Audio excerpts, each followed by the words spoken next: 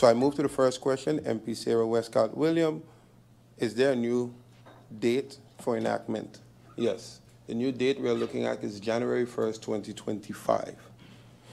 Have the issue with the said been resolved? No, the issue is not resolved as yet, as no board members has officially been appointed as yet. Has the draft national ordinance been sent to the said? Yes, the draft national ordinance was sent to the said since March 7th, 2023. How was the enactment of the law projected? Was the law projected to go into effect in its entirety? The only option is to enact the new ordinance and the decree as a whole.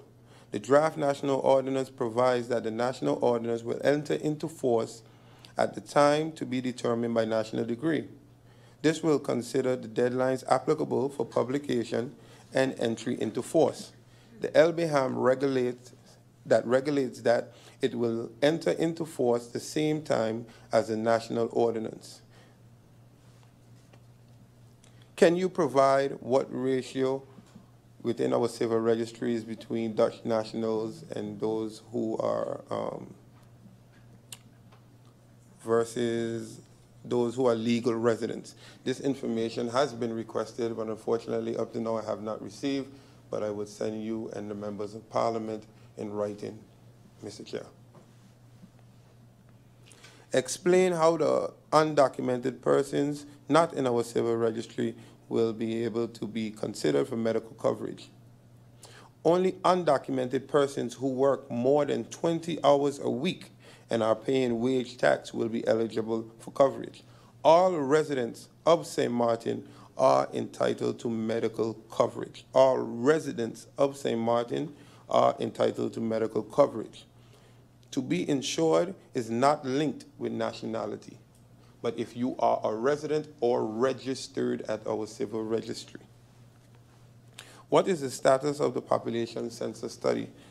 I'm happy to announce that the population census study is completed and was presented to the COM a week ago, so the information will be disseminated slowly. Soon and slowly. The reason I say slowly is the fact that there will be presentations given to some key groups before publicly disseminated. Where does the NCD strategic plan fit into the SAHA? The NCD strategic plan is something that will help, and we promote prevention against non-communicable diseases such as high blood pressure, cardiovascular issues, and diabetes. These are programs that that will be put in place to help deteriorate the growth of these diseases. And by SAHA being a motor for prevention, they go hand in hand. Do we not have sufficient data to make a decision regarding healthcare in St. Martin without symposiums and surveys? Proper data is very important. As minister for the past 2 years, I have sat here numerous times on the floor of Parliament and been questioned by members of Parliament on updated data. And when I would refer to the data being from 2015, members of Parliament would say, it's a shame and we need updated data. So I agree, new data is needed as times has changed. And in order for us to make prudent changes, I think it is very important. And also as far as symposiums, symposiums are very important. As Minister of Health, I deal with many organizations, healthcare institutions. And the thing is, we focus only on one institution at a time, whereby in St. Martin, referrals are mandatory. Dr. A would have to send you to Dr. B. So the symposium, the idea is to have one trajectory on how we move forward. So it is important. I do feel it's very important. Is this one law going to undo all medical insurance? All ordinances regulating social health coverage will be replaced by the SAHA ordinance. Are any actions being undertaken to correct the legislation to enable categories to be insured? Does the minister not think that it does not require rocket science? While it does not require rocket science, it does require legislative trajectory. And MPs, as well as ministers, know very well that even if you amend a law, it takes the same trajectory as creating a law. So I do not want to give the impression that just by amending a law, it will be done tomorrow. However, I see no need to amend the law at this moment when I already have SFV 1B at its final leg at the Council of Advice, which will take up what you are requesting, MB.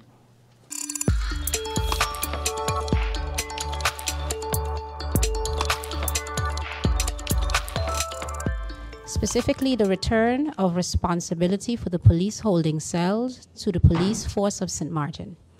In light of recent claims and concerns that have emerged in our community, I believe it is important to address these points and provide context to ensure transparency and understanding.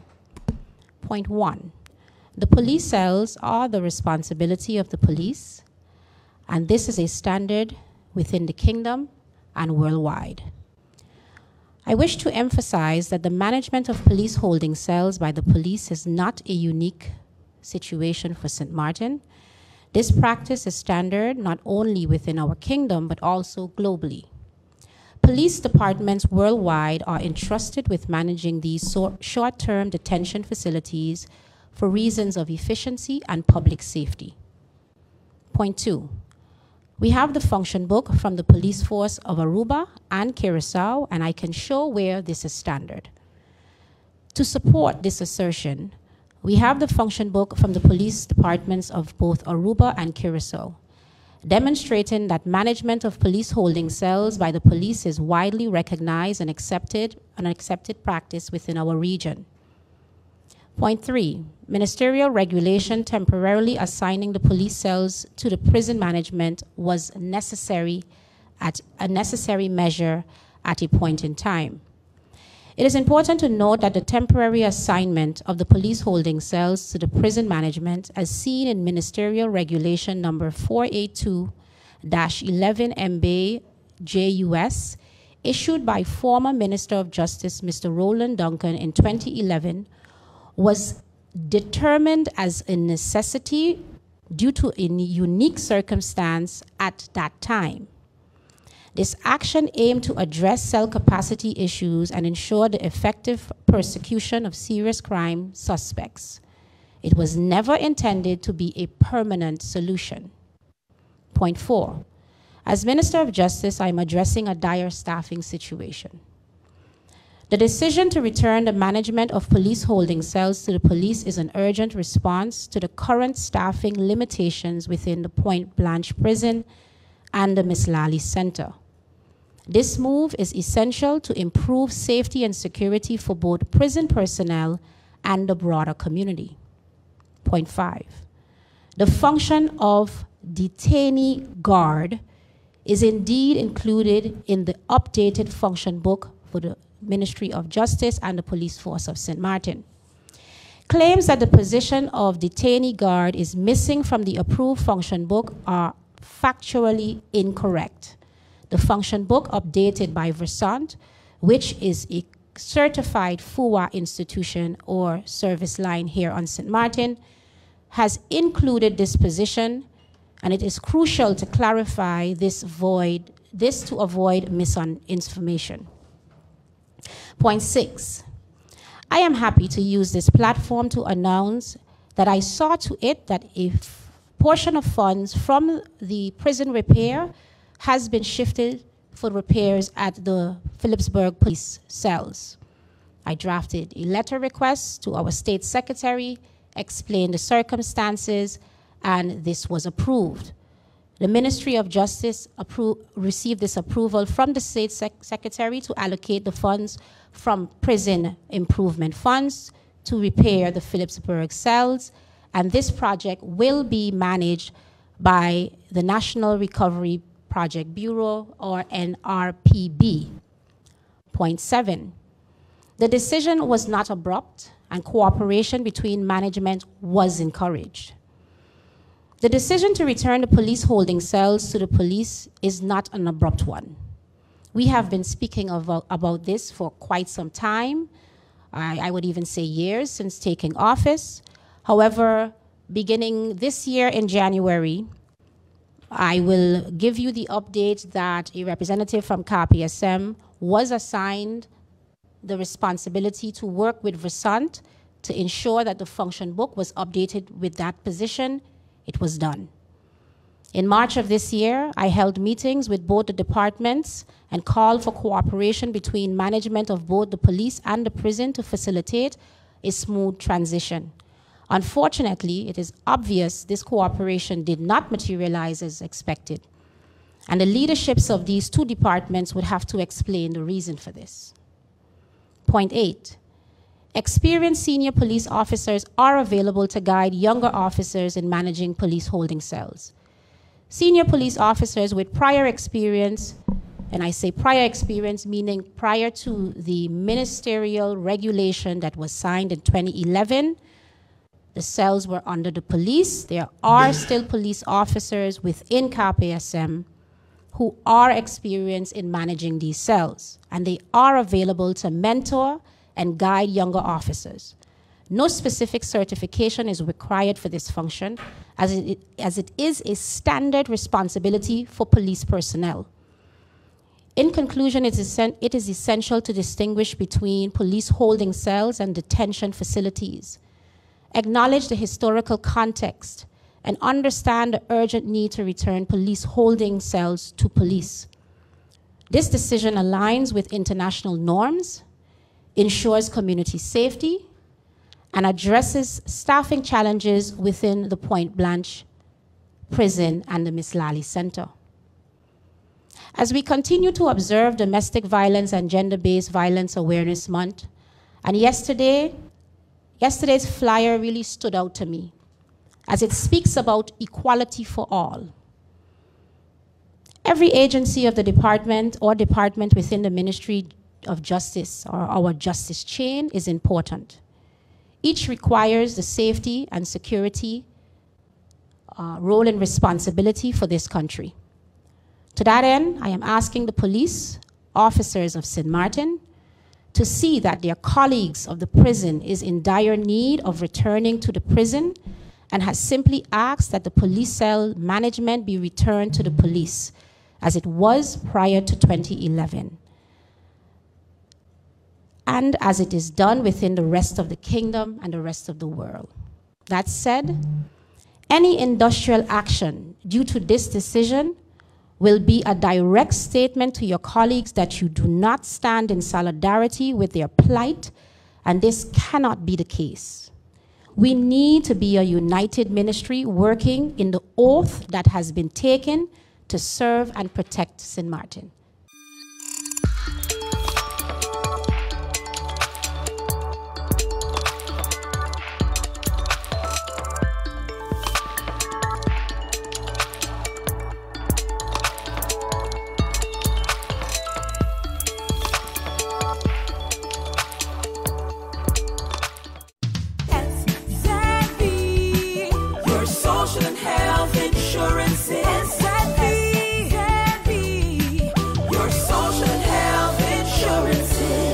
Are you SXV insured? Do you have a valid medical insurance status? SXV is cardless. Request your My SXV account today and enter the virtual office of SXV. Go to sxv.sx and sign up now. SXV, yeah. Your social and health insurances.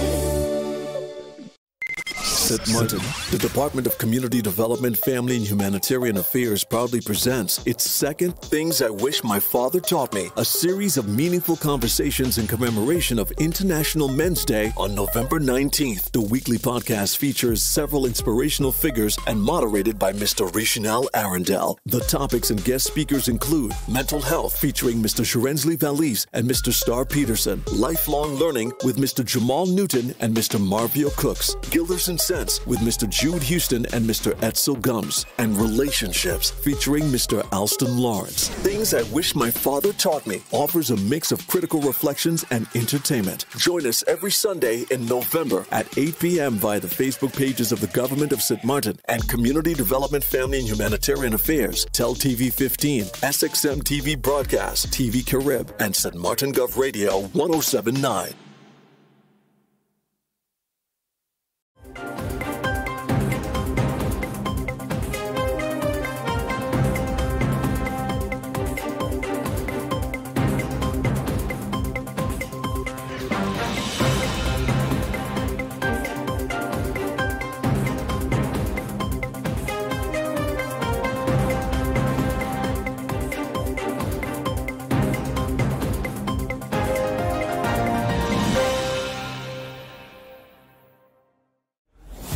During the hurricane season, a potential tropical cyclone can produce rainfall that can cause flash flooding and rockfalls.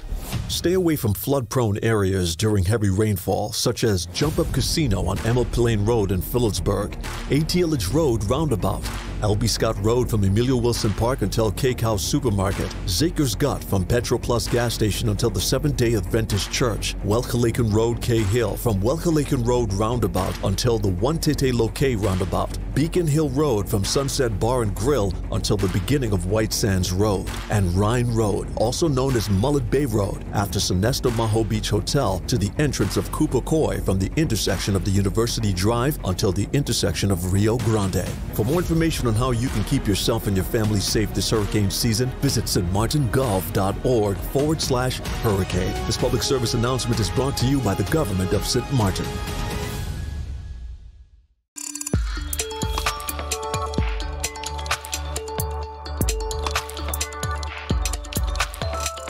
Today is the solution for what we've seen here. Absolutely. The state in which they are working is not something that I think any member of parliament should be happy to see. The fact is that at least for our faction and our ministry, it has actually been admitted, there have been various steps taken to make sure that this project can get done. Mr. Chairman, often it was stressed 5 years, and I think that's a very good admittance from Ms. Grell that initially or towards the end of the presentation, it seems to be that it is Leo Lambrix is the cause of all of this, but there was no mention of the immediate opportunities we had right after the hurricane to deal with this situation so that we would not be here in the first place. There was zero mention of a lot of Leo Lambrix and Up Party and our membership. What about the role of the United Democrats 2017, 18, 19? I have actually here a press release from Mr. Stuart Johnson that promised that the market would have been completed by January of 2020. Nice election gimmick, unfortunately did not work for him, but we have to learn from that. And that is why the way we have chosen to function about going about this marketplace is ensuring that every single step is covered. What do I mean by that? The first thing was finding funding.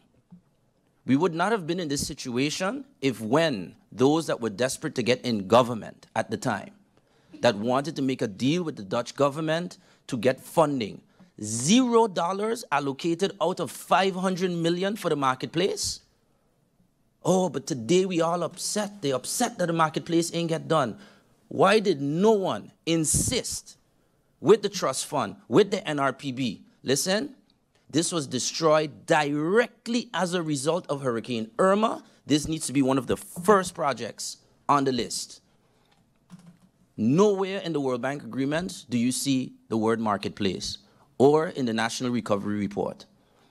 Those opportunities were lost. So, as usual, we are very happy to clean up the mess and the failures that were done before. So what did we do? It was stated that in this parliament, the marketplace was never mentioned, or that nothing happens in parliament without me seeing it. Mr. Chairman, MP Akeem Arundel brought the first amendment in this parliamentary term related to the marketplace. The following year, we have a presentation right here from the minister where he put on screen one of the key things that we needed to secure funding, the commitment letter from Royal Caribbean to fund the marketplace. Ladies and gentlemen, this project required funding, and it required a process to make sure that this doesn't happen again. Proper, permanent, well-maintained structures. So don't just build it before election and then turn our backs to it. Ensure maintenance is included. Ensure lockers are included. All of that is what encompasses this project. Am I happy that it has taken this long? No, I wish we could have done it right after 2017 for my part. But I know one thing for sure is that we have secured the funding. That was one of the most important things. The capital budget gets approved in Parliament. I think I do think that the minister may have misunderstood the process of capital budgets, because indeed in April, we should have had the capital budget approved in St. Martin. But the process to actually get the funds still has to go to the second chamber, to the first chamber, to the CFT, etc.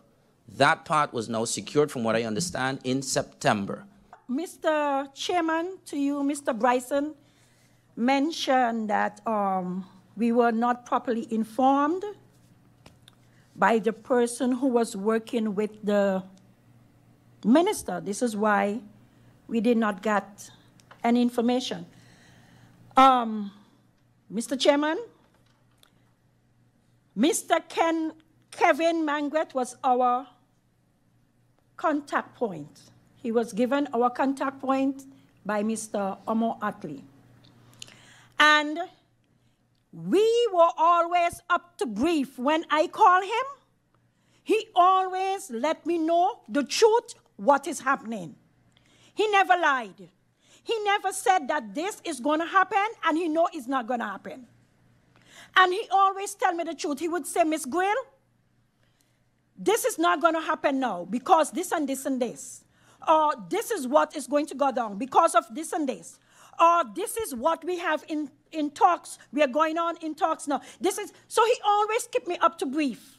So, Mr. Chairman, we were always informed by Mr. Kevin Mangret whenever we speak to him of what is going on down with the marketplace. We were always informed. Thank you, Mr. Chairman.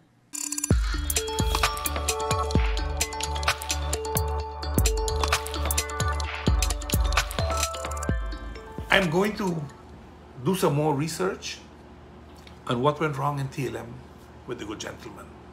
And then we're going to talk about that. And then I want to know how, with that failure, because you know of it, he could have passed to get into the airport. You see, we need to start dealing with the realities in this country. We always blame the local this, the local that, the local corrupt, the local that. You're a local. I don't want to just tag you as how they have always tagged the rest of us.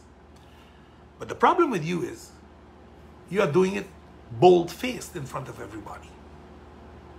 That is a problem. And that the government, through its shareholders, sit by and send nothing, that's a bigger problem. That's a real problem. Because nepotism, cronyism is corruption, if you like it or not. So we're going to see where it ends. But I'll tell you one thing. To fix the airport, they're going to have to take out a cancer in the airport. We all know who that is. And that will happen very soon. Your soft opening of the 15th, I wish you well. I, for sure, will not attend. Invited or not, I will not attend. I think it's a disgraceful act to talk about a soft opening 6 years after the fact, and we got people now in a metal building when they are coming into the country. So, you know, fix our things down there and see where you go with it from there.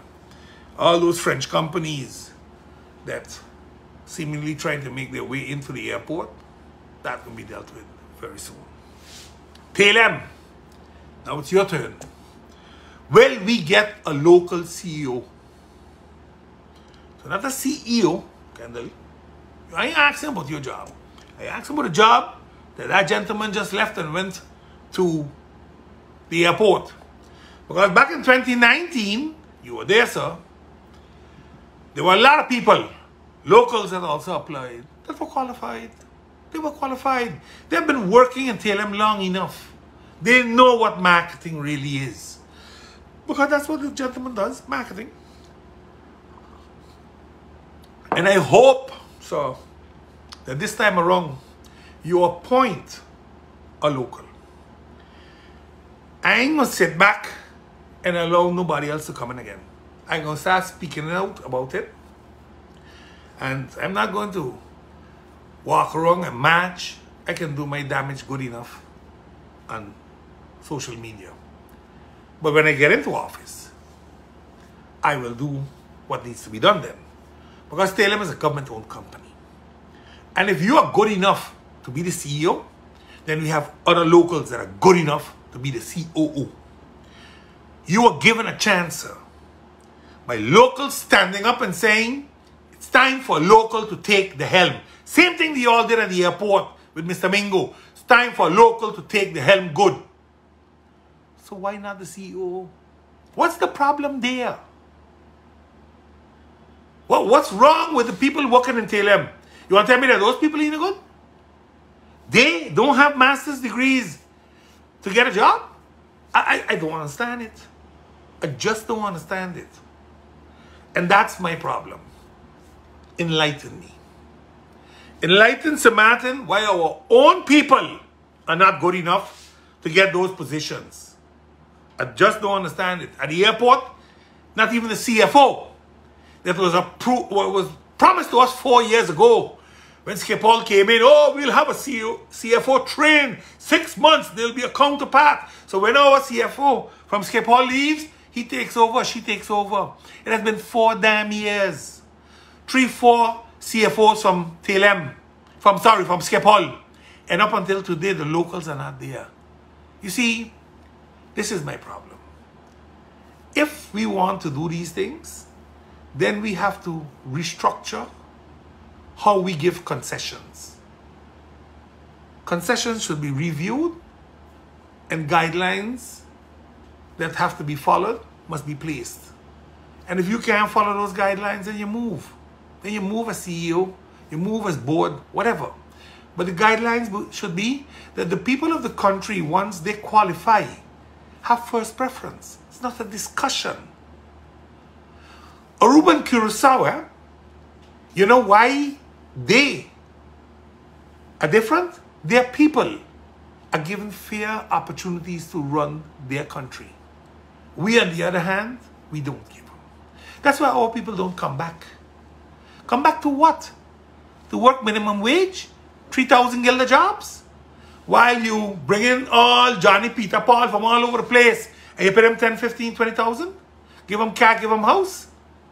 Come on, man. I gotta get serious. You all were given an opportunity by the locals to sit at the helm of 2 government-owned companies and you destroy your own people. And then you come and say they ain't qualified. Wow. But okay, it is what it is.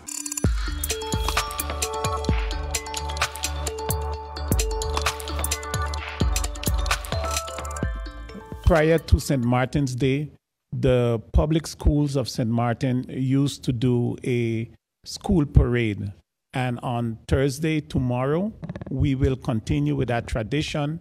We will have a pre-St. Martin's Day school parade taking place tomorrow. We will begin at 8 a.m. in the morning, where the schools will assemble at the auditorium, the St. Martin Grade-Based Sports Auditorium. And at the sport auditorium, we will have some cultural performances by the various schools. After the performances, we will have a parade up the Walter Nisbet Road via the GEB Alley. We will go up Front Street, and at the courthouse, we will then come down and go to the administration building. And there a presentation will be made to the Prime Minister and myself.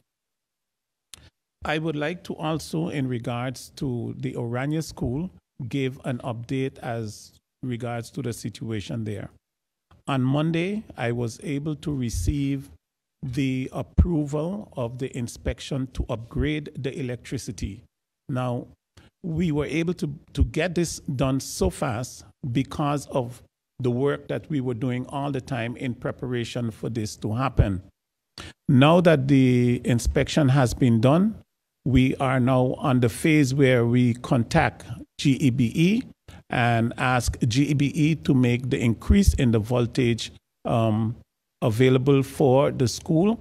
After the voltage is done, the increase of the voltage is done, then we go over to the installation of air conditions at the schools. Simultaneously, we are working on all of these aspects in order to make sure that all the work necessary to get the students back in their classrooms and comfortable that take place. On the 11th of November, we know it is St. Martin's Day. And this year, St. Martin's Day is taking place on the Dutch side of St. Martin. There are various activities on that day, and we will start the celebrations of St. Martin's Day with an official church service at the Roman Catholic Church at 8 a.m.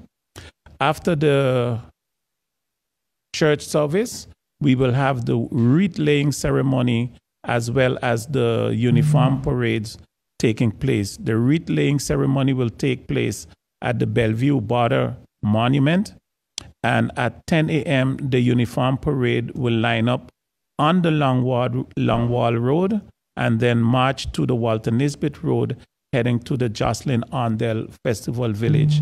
And at the village, we will have a drill demonstration, and then we will continue with cultural games. At 2 p.m. in the afternoon, and very important, there will be a St. Martin cultural parade followed by a concert at the Jocelyn Arndell Festival Village later in the evening. One of the things I want to mention is that sometimes we say government doesn't do enough, but I want to say that I have been, able to share out a lot of flags, especially, and I don't see the flags flying. So I am encouraging everyone who have received a flag to raise the flag. It is our flag. It is our day. And I don't think as the Minister of Culture, I have to remind people to observe your own day and to honor your own flag. And those persons who do not have a flag, we all know where the most flags are sold on the island.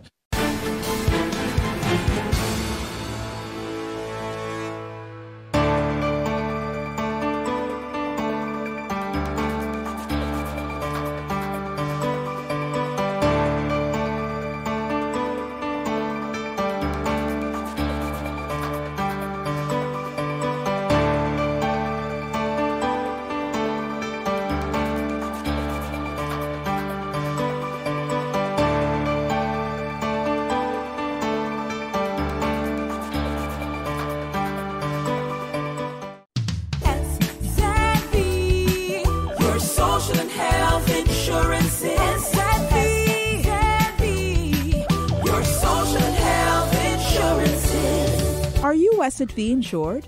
Do you have a valid medical insurance status? SXV is cardless. Request your My SXV account today and enter the virtual office of SXV. Go to sxv.sx and sign up now. SXV, yeah, your social health insurances. It's hurricane season. Are you prepared? Here are a few tips to keep in mind to help keep you and your family safe. The Atlantic hurricane season runs from June 1st to November 30th, with the peak occurring between mid-August and late October. This hurricane season, be sure to put together a go bag. A disaster supply kit including a flashlight, batteries, cash, first aid and supplies, medications, and copies of your critical information if you need to evacuate. This public service announcement was brought to you by the government of St. Martin.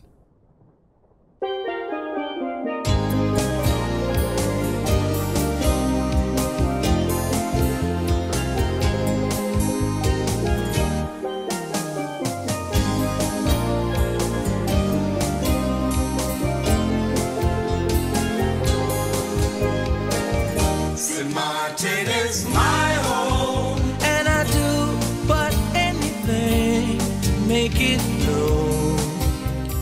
Think of it.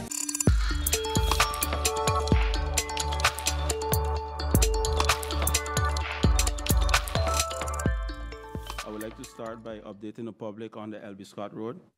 As most of you may know, this road suffered at the hands of Mother Nature a few weeks ago. On Saturday past, it was milled, and I know this brought some inconvenience, especially to those living in the basin. For this, I apologize, but it was an emergency situation, and we had no other choice. The contractor who carried out the works was already busy with another major project, and that was being done at night. Their availability was limited, and as such, the work was carried out during the day instead of in the night, as we always would have done in the past.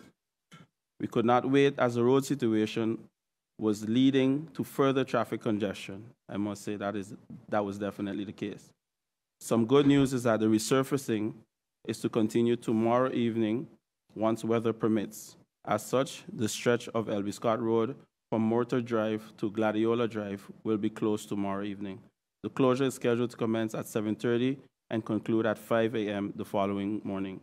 For further details, please see our Facebook page and the government Facebook page as well to follow the details on that work that will be carried out. We also met this week with contractors who are able to carry out road repair work. This was an open invitation so that we could ascertain which companies have the manpower and resources to carry out these works. It is the ministry's intention to continue fixing as much of the damaged road infrastructure as possible. As we put our plans into action, we will send out notifications so that everyone can be prepared. While we always try to minimize the disruption of the traffic, the reality is that sometimes we have to make certain decisions that can cause that. Also, this morning, the staff of the ministry is currently in Dutch Quarter at the emergency homes carrying out the repairs to the road network there as well. In regards to Prince Bernard Bridge, I would like to inform the public that the Prince Bernard Bridge will be closed later this evening. This closure was originally scheduled for October 29th and was rescheduled for today, Wednesday, November 8th, from 8 p.m. to 12 a.m. We ask motorists to take note and exercise caution while driving in the area this evening. In regards to ERFPAC, last month we achieved another milestone in the ministry by recording a record high in ERFPAC collection. This goes to show that people are complying and understanding the importance of making these payments. We expect by the end of this year that we would have collected an estimated 9 million guilders. I want to say thank you to those who have done their duty and made these payments. I also want to encourage those who have not made contact with the ministry to get their outstanding amounts payment made so that we can avoid any inconvenience. I also want to especially thank the department. Although undermanned and understaffed with resources, they were able to push forward and do what they had to do. Also, the task force that we introduced earlier this year in collaboration with the Ministry of Finance to collect outstandings. Just to put some context to it, from 2016 to now, the highest income has been 5.9 million guilders. Right now, we're at 7.8 million guilders approximately, and we project within the next 2 months, we might collect a bit over 1 million guilders, so that will put us at a record 9 million guilders for 2023. These numbers to the general public might seem insignificant, but it creates a lot of room in order for government to be able to execute certain projects, and also highlight the importance of collection and just basically compliance where that is concerned. So for that, I want to thank the public and thank the department for the work that they are doing and continue to do.